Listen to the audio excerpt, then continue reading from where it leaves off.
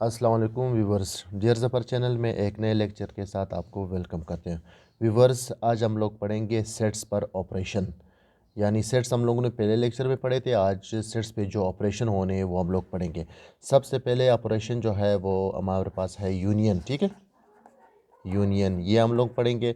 उसके बाद हम लोग पढ़ेंगे इंटरसेक्शन। ठीक है, इंटरसेक्शन पढ़ेंगे। थर्ड पे हम लोग पढ़ेंगे दो सेट्स का डिफरेंस या फ़र्क। ठीक है, ये हमारे पास आज के 3 ऑपरेशंस है, ये हम लोग पढ़ेंगे। यूनियन इंग्लिश में भी यूनियन कहते हैं, इंटरसेक्शन उर्दू में बोलते हैं तकातो। ठीक है, तकातो। ठीक है, तीसरा हमारे पास है डिफरेंस या फ़र्क।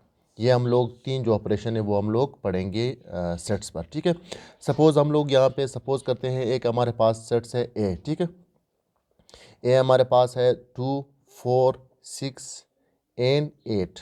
ठीक है, दूसरा हमारे पास सेट्स है, ठीक है, 4, 6, 8, 12, 16। सपोज़ हमारे पास ये एक सेट है ए, दूसरा हमारे पास सेट है बी। अभी हम लोग क्या करते हैं, ए यूनियन बी फाइंड करते हैं। A union B. ठीक है, इसका तरीका ये है कि आप लोग पहला जो सेट है वो कंप्लीट लिखें, पहला सेट कंप्लीट लिखें। ठीक है, 4, 2, 4, 6, 8 ये हम लोगों ने कंप्लीट लिख लिया। उसके बाद बी पे आ जाते हैं। बी पे हमारे पास सबसे पहला जो नंबर है वो है 4। 4 लिखने से पहले हम लोग देखेंगे क्या है, आया हम लोग इसको पहले लिख चुके हैं कि नहीं।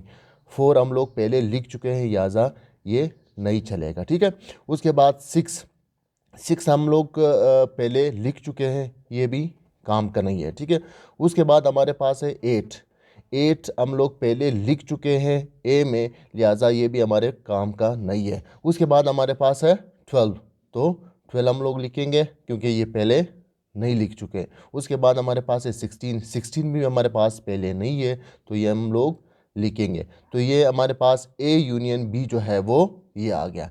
पहला सेट ए सारा लिखेंगे, उसके बाद बी की जब बारी आएगी, बी में सिर्फ वो एलिमेंट्स या वो अरकान लिखेंगे जो हम लोग पहले नहीं लिख चुके। जो हम लोग पहले लिख चुके उसको क्रॉस करें, उसकी ज़रूरत नहीं है। तो ये हमारे पास हो गया ए यूनियन बी।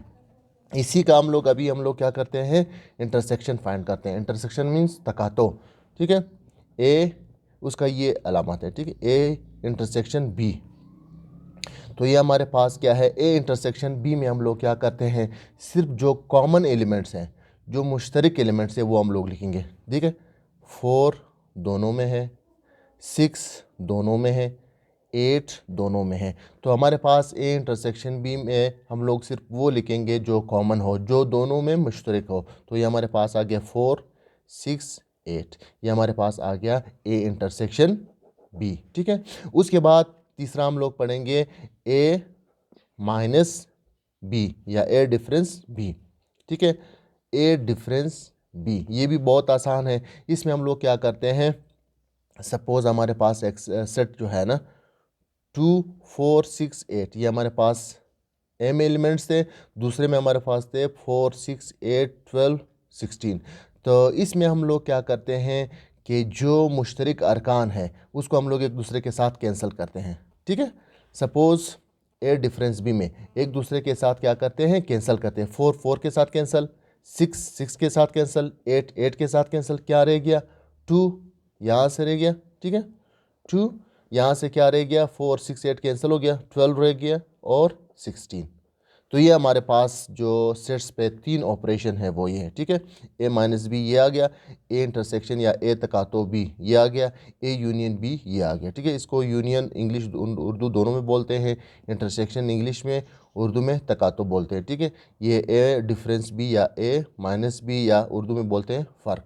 तो ये हमारे पास क्या है, ये एक सेट्स पे जो ऑपरेशन है वो ये हुआ। ठीक है, अच्छा, तो उसके बाद हम लोग पढ़ते हैं रेशनल नंबर। ठीक है, रेशनल नंबर हमारे पास है, उर्दू में बोलते हैं नातिक आधार। ठीक है, रेशनल नंबर। ठीक है, रेशनल नंबर हमारे पास वो नंबर है जिसको हम लोग बटे की शक्ल में या फ्रैक्शन की नातिक आधार। ठीक है, रेशनल नंबर हमारे पास वो नंबर है जिसको हम लोग बटे की शक्ल में लिखे। सपोज हम लोग 4 है ना, 4 को हम लोग इस तरह लिख सकते हैं 4/1, 16/4, ठीक है। इसी तरह 20/5। ये हम लोग 4 को इस तरह मुख्तलिफ फ्रैक्शन में, मुख्तलिफ बट्टे की शक्ल में हम लोग लिख सकते हैं, ठीक है। इसको उर्दू में बोलते हैं कसर और इंग्लिश में बोलते हैं फ्रैक्शन, ठीक है। हर वो रकम जो बट्टे की शक्ल में लिखा जाए, तो ये हमारे पास क्या है, रेशनल नंबर है। ये हम लोग जितने भी नंबर हैं हम लोग सारे बट्टे की शक्ल में, फ्रैक्शन की सूरत में लिख सकते हैं, तो लिहाजा हम लोग बोलते हैं कि ये रेशनल नंबर्स है। वो नंबर जिसको हम लोग बट्टे की सूरत में ना लिख सके उसको इरेशनल नंबर बोलते हैं। एक चीज़ आप नोट यहाँ पे नोट करें, ठीक है। नोट करने वाली चीज़ ये है कि किसी भी रकम के नीचे में, किसी भी रकम के नीचे अगर ज़ीरो आ जाए, ठीक है, चाहे 5/0 या 100/0, ठीक है, या 2,00,000/0, जिस भी रकम के नीचे ज़ीरो आ जाए वो हमारे पास क्या है, अनडिफाइंड नंबर है, ठीक है। ये हमारे पास इस तरह डिनोट करते हैं, ज़ीरो किसी भी रकम के नीचे आ जाए तो उसको हम लोग बोलते हैं कि ये अनडिफाइंड नंबर है, यानी ये हमारे पास क्या हाल है कि लामहदूद नंबर है, इसको डिफाइंड नहीं किया गया है, ये एक मशकूक नंबर है, ठीक है। उसके बाद दूसरी चीज़ नोट करें, ज़ीरो अगर आपके पास, ठीक है, ज़ीरो अगर आपके पास किसी भी रकम के ऊपर आ जाए, 0/5, 0/1000 या 0/2,00,000, 4,00,000, 5,00,000, वो हमारे पास क्या आएगा, ज़ीरो। ज़ीरो जिस भी चीज़ के ऊपर आ जाए वो हमारे पास सारा रकम जो है वो ज़ीरो हो जाता है। ये आप लोग एक चीज़ नोट करें। उसके बाद एक और चीज़ आप नोट करें, किसी भी चीज़ की पावर अगर ज़ीरो आ जाए, सपोज़ हमारे पास 2 पावर 0 इज़ इक्वल टू 1, किसी भी चीज़ की पावर ज़ीरो आ जाए वो हमेशा 1 के इक्वल है। p की पावर 0 इज़ इक्वल टू 1, ठीक है। 2,00,000 पावर 0 इज़ इक्वल टू 1। किसी, ये तीन चीज़ें जो है वो नोट करने वाली है। ज़ीरो किसी भी चीज़ के नीचे आ जाए, किसी भी रकम के नीचे, वो अनडिफाइंड है, ठीक है। उसके बाद ज़ीरो किसी भी चीज़ के ऊपर आ जाए, नीचे जो भी हो, ABC हो, 2,00,000 हो, 3,00,000 हो, हमारे पास ज़ीरो बन जाता है। उसके बाद किसी भी चीज़ की अगर पावर जो है, ये एक्सपोनेंशियल पावर अगर उसकी ज़ीरो आ जाए वो हमारे पास क्या है, 1 के इक्वल है, ठीक है। तो हमारे पास फ्रैक्शन जो है या उसकी है, ठीक है।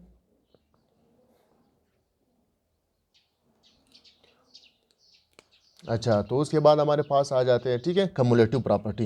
ये रेशनल नंबर या अनातिक आदाद के कुछ प्रॉपर्टीज़ है, ठीक है। कम्युलेटिव, कम्युलेटिव प्रॉपर्टी, ठीक है।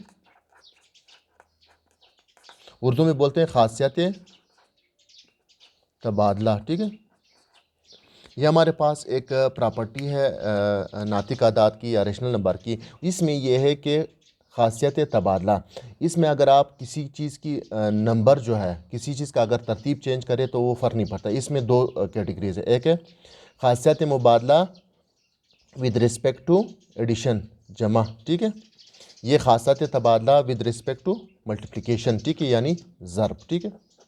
सपोज़ हम लोग बोलते हैं कि 2 + 3 बराबर है 3 + 2, ये भी 5 है, ये भी 5 है। यानी जमा में अगर हम लोग ऑर्डर चेंज करें, 2 को पहले लिखे, 3 को बाद में, यहाँ पे 3 को पहले लिखे, 2 को बाद में, यानी जगह बदलने से आपके पास आपका रिज़ल्ट जो है वो सेम रहता है, रिज़ल्ट चेंज नहीं होता। तो हम लोग कह सकते हैं कि हमारे पास खासियत तबादला या cumulative property with respect to addition, with respect to जमा जो है वो नातिक आदा जो है वो ये सेटिस्फाई कर रहा है, ये वैलिड है यहाँ पे। तो ये हमारे पास अगर हम लोग रेशनल नंबर में जगह चेंज करें, 2 + 3 या 3 + 2, रिज़ल्ट दोनों का 5 आएगा, तो हम लोग कह सकते हैं कि ये खासियत तबादला है विद रिस्पेक्ट टू जमा, ठीक है।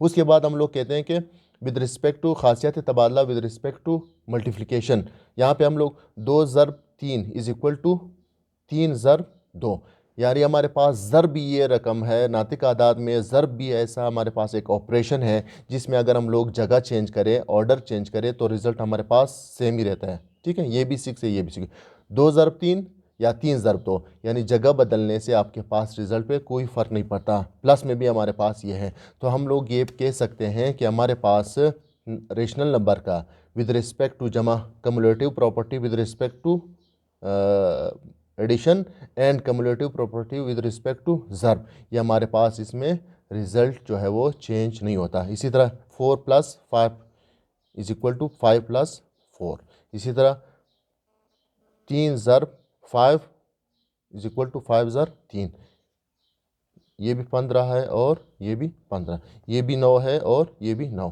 तो हमारे पास कम्युलेटिव प्रॉपर्टी ये है कि जगह बदलने से, चाहे प्लस में हो या मल्टीप्लिकेशन में हो, जगह चेंज करने से आपका रिज़ल्ट जो है वो चेंज नहीं होता। तो ये आज का लेक्चर, नेक्स्ट लेक्चर में हम लोग किसी और टॉपिक पे पढ़ेंगे। ओके, खुदा हाफिज़।